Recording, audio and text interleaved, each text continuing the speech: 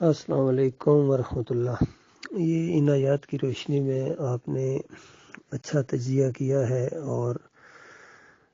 لوگوں کے سامنے ایک دعوت رکھی ہے کہ دیکھو تمہاری یہ جو معیشت تنگ ہے اور یہ جو مہنگائی کا رونا روتے ہو، یہ تمہارے اپنے اعمال ہیں،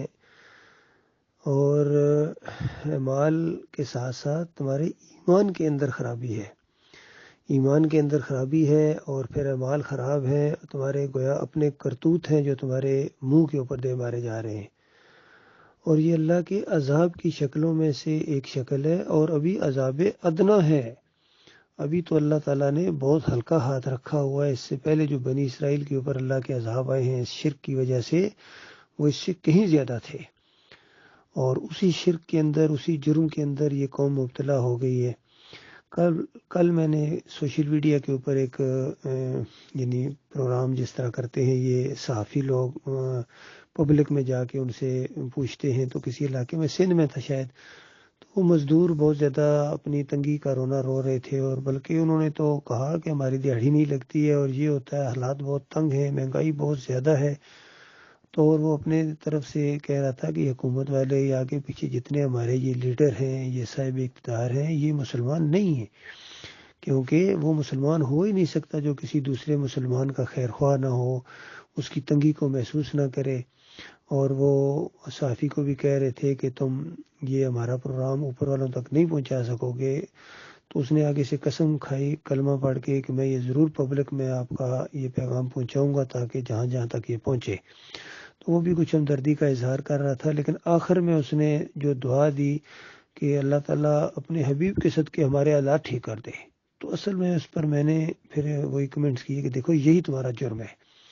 یہ تم نے آخر میں شرک کیا ہے، شرکیہ دعا مانگی ہے، اور نہ تمہیں ایمان کی کوئی قدر ہے، پتہ ہے، علم ہے، اور نہ جو سامنے سن رہے تھے مزدور طبقہ لوگ ان کو بھی کوئی سمجھ نہیں ہے۔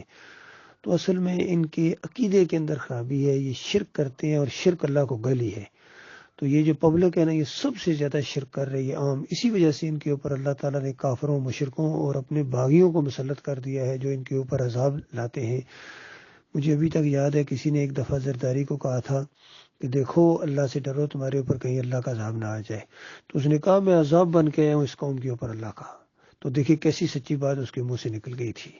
تو یہ جو ہمارے جتنے بھی قائدین ہیں، چاہے یہ مذہبی لوگ ہوں، فضل الرحمان کی شکل میں، طارق جمیل کی شکل میں، طاہر القادری کی شکل میں، تقی عثمانی کی شکل میں، جتنے بھی آئے ہیں، یا یہ سیاسی لوگ ہوں، جو بھی ہوں، یہ نواز شریف ہو، شہباز شریف ہو، عمران خان ہو، فہد چودھری ہو، محمود قریشی ہو، پتہ نہیں کون کون سی، سارے کے سارے یہ اللہ کے باغی ہیں، کلمے کے غدار ہیں۔ اور اسی طریقے سے جو بھی ہمارے یہ آئے ہیں، عسکری قیادت آئی ہے، جتنی بھی آئی ہے پہلے سے لے کر ابھی آخری تک، چاہے یہ حافظ قرآن ہو، یہ سارے کے سارے دین سے ناواقف ہیں، ایمان عقیدے کی ان کو ہوا بھی نہیں لگی ہے، یقین کیجئے، ایمان عقیدے کی، توحید کی ان کو ہوا بھی نہیں لگی ہے۔ اسی وجہ سے ان کا کوئی مسئلہ حل نہیں ہو رہا ہے، اور اس مسئلے کو یہ سمجھ ہی نہیں رہے ہیں کہ یہ جو معیشت ہماری تنگ ہو گئی ہے، بالکل ڈیفالٹ کر چکے ہو، ابھی اعلان نہیں ہوا ہے، اور مہنگائی کا اتنا زور ہے، اور آئی ایم ایف سے ہمیشہ بھیک مانگتے رہتے ہو، اور عرب ممالک کی طرف بھیک مانگنے جاتے ہو، کبھی پھر چائنا جاتے ہو، کبھی روس جاتے ہو، کبھی امریکہ کی وہاں گود میں جا کر بیٹھتے ہو، چاپلوسی کرتے ہو۔ یہ اسی وجہ سے ذلت اور خواری ہے کہ تم نے کلمے کے ساتھ غداری کی ہے، حالانکہ اللہ کا وعدہ یہ ہے وَأَنْتُمُ الْأَعْلَوْنَ إِن كُنتُم مُؤْمِنِينَ، تمہیں سربلند رکھا جائے گا اگر تم مومن بن جاؤ۔ اور کہیں مالک فرماتا ہے وَلَوْ أَنَّ أَهْلَ الْقُرَىٰ آمَنُوا وَاتَّقَوْا لَفَتَحْنَا عَلَيْهِمْ بَرَكَاتٍ مِّنَ السَّمَاءِ وَالْأَرْضِ، اگر یہ بستیوں والے ایمان لاتے، یعنی پہلے اپنا ایمان درست کرتے اور پھر زندگی بسر کرتے مجھ سے ڈر کر، تو میں ان کے اوپر زمین اور آسمان کی برکتوں کے دانے کھول دیتا، پرنالے کھول دیتا۔ بتائیے کہ اللہ کا وعدہ صرف تسلی دینے کے لیے،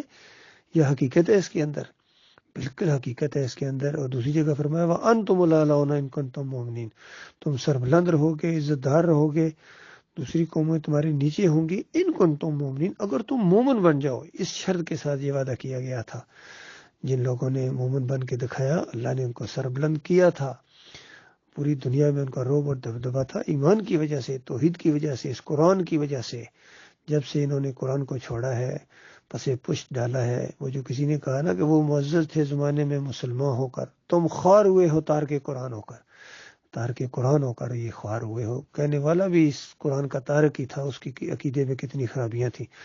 بہرحال یہ سچی بات اس کے منہ سے نکل گئی شاعری کے انداز میں، تاکہ لوگوں تک یہ پیغام پہنچے کہ تمہارا مسئلہ یہ ہے، اور جب تک تم اس جمہوریت کے طاغوتی نظام سے کفر نہیں کرو گے،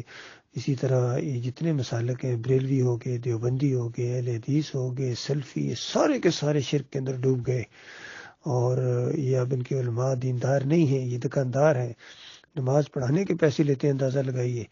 اذان دینے کے پیسے لیتے ہیں، یہ کاروبار کی حیثیتیں کر گیا پورا دین ان کا پیٹ لٹک گیا دین کے ساتھ، تو خیر کیسے آئے گی، دعائیں کیسے قبول ہوں گی؟ یہ حرام خوری ہے، چاہے یہ مکے کے مولوی ہوں، چاہے مدینے کے مولوی ہوں، چاہے حرم کے اور بیت المقدس کی وہ جو مسجد ہے، مسجد اقصی جو مقبوضہ ہے، یا مقبوضہ کشمیر کی مساجد ہوں، یا بنگلہ دیش میں ہوں، جہاں بھی ہیں آج پوری دنیا کے اوپر یہ جو مسلمان پائے جاتے ہیں، ان کے اندر وہ دین نہیں ہے جو محمد صلی اللہ علیہ وآلہ وسلم کا دین اور قرآن کا دین اور صحیح حدیث کا دین ہے۔ ان کے اندر دین ہے ان کے اکابرین کا،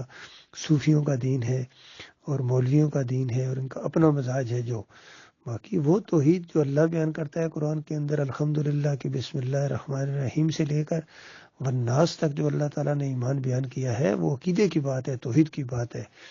اور دیکھنا اللہ کے علاوہ کسی اور کو اپنا معبود نہ بنانا، کسی اور کو داتا نہ کہنا، دستگیر نہ کہنا، مشکل کشا نہ کہنا، حاجت روا نہ کہنا، کسی کو نہ پکارنا۔ اللہ نے منع کیا تھا، دیکھنا کسی اور کو نہ پکارنا ورنہ بے یار و مددگار ہو کے بیٹھے رہ جاؤ گے، لیکن پھر بھی انہوں نے کہا پکارو یا رسول اللہ، پکارو یا علی مدد۔ تو بتاؤ اللہ کے بندو، تمہاری آنکھیں نہیں کھلتی ہیں؟ کب یہ مدد کے لیے آئیں گے؟ جب تم مر جاؤ گے تو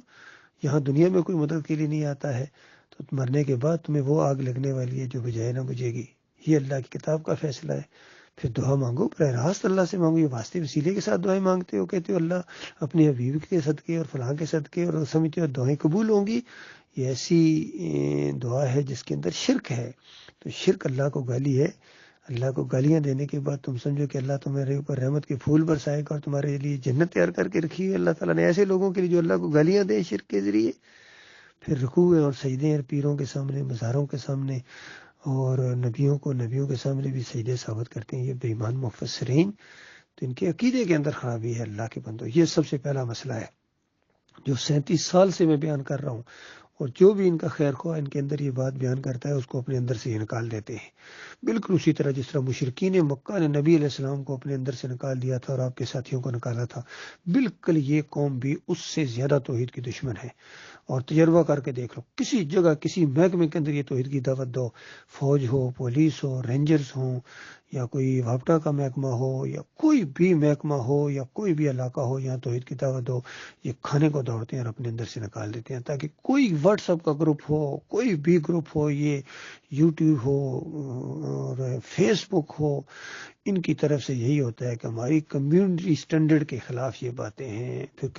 کبھی بلاک کر دیتے ہیں، کبھی پھر کھول دیتے ہیں، اور گروپ سے نکال دیتے ہیں، جماعت سے نکال دیتے ہیں، جب بھی توحید کی دعوت دو کسی جگہ بھی۔ تو لہٰذا مومنو، اب کہاں جاؤ گے؟ اللہ کے اوپر بھروسہ کر کے یہی ایک کام ہے کرنے کا، توحید کی دعوت دو۔ یہ باقی کفر شرک کا جال اللہ تعالیٰ خود توڑے گا، آپ دیکھیں گے کس طرح اللہ تعالیٰ کی دعوت کے اندر برکت آئے گی، ایمان کے اندر اس طرح جب تک جو ہے نا وہ توحید نہیں ہوگی اور عمل کے اندر سنت کا معاملہ نہیں ہوگا، کوئی خیر سمت کے اندر نہیں آ سکتی۔ میرے بھائیوں، میں آپ کا خیر خواہ بھائی ہوں، میں آپ کے سامنے یہ بات رکھ رہا ہوں، یہ اصل مسئلہ ہے، بس یہی علاج ہے ساری بیماریوں کا، اور یہی وجہ ہے ساری پریشانیوں کی کہ ایمان کے اندر خرابی ہے۔ اللہ تعالیٰ غور و فکر کرنے کی توفیق عطا فرمائے۔